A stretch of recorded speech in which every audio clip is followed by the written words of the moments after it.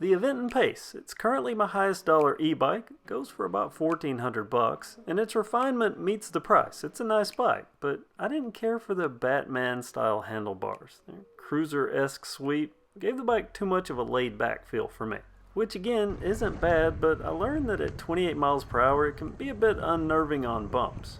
Plus, for me, it feels like the bike wants to be ridden more aggressively than as a cruiser, so I made a change.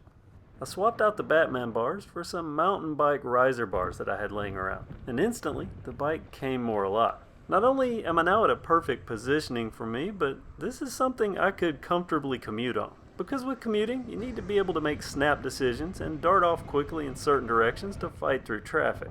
And the Batman bars really didn't give me confidence in that area. Now there's more confidence and a more sporty feel. Another bonus is that previously I didn't like the left throttle. It's still something you have to get used to, but on the Batman bars the positioning just made it awkward. Now it's more bearable, and I'm actually starting to use it. I discovered I can throttle only up average hills at around 13 to 14 miles per hour. The biggest impact though is on bumps, those unexpected ones that can creep up on otherwise flat looking terrain. Turns out when you're doing 20 to 28 miles per hour, otherwise smooth looking paths and roads can get rattly with a rigid fork. Add on sweeping bars and it's just not pleasant, but with this setup it's tolerable, at the very least more so. That's a big deal to me. Now I've also been asked about shifting. I get asked this a lot on every e-bike, and I actually do shift this bike, because the throttle mode can only be engaged after the cadence sensor kicks in. So starting off the line, I usually shift. Going up hills, I drop down a gear or two to keep the pedaling easy and also keep the cadence perfect for that 500 watt motor so it can push the bike's 49 pounds up a hill easier. I'm halfway up this hill and you probably just heard me go back into high gear. With near effortless pedaling, I can cruise and maintain 18 miles per hour, and this is a decently sized hill.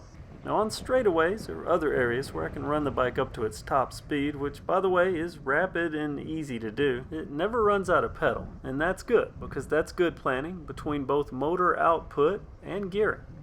Let me go back to the bars for a second, because on top of the more responsive control and access to the controls, and I've already talked about the more sporty feeling, it's making me want to ride the bike harder. And that means more of the riding time at the faster speeds and also leaning a bit harder into turns, which creates a problem. It's prone to pedal strikes, which is a shame because it feels so capable now, but maybe that's why they have the sweeping bars to begin with, to quell the desire to push it. Which confuses me when I look at their website. They have a 350 watt version of this bike, the Pace 350, and it's properly billed as a leisure bike. But I see they call the Pace 500 a sport bike. Now again, there's only so far you can really push a bike with sweeping bars, and also, to be fair, they talk about a balance between power and comfort. And while I'm on their site, let me state that they've done a great job, making this both visually appealing while also being informative. And I really like the exploded motor view and the motor description.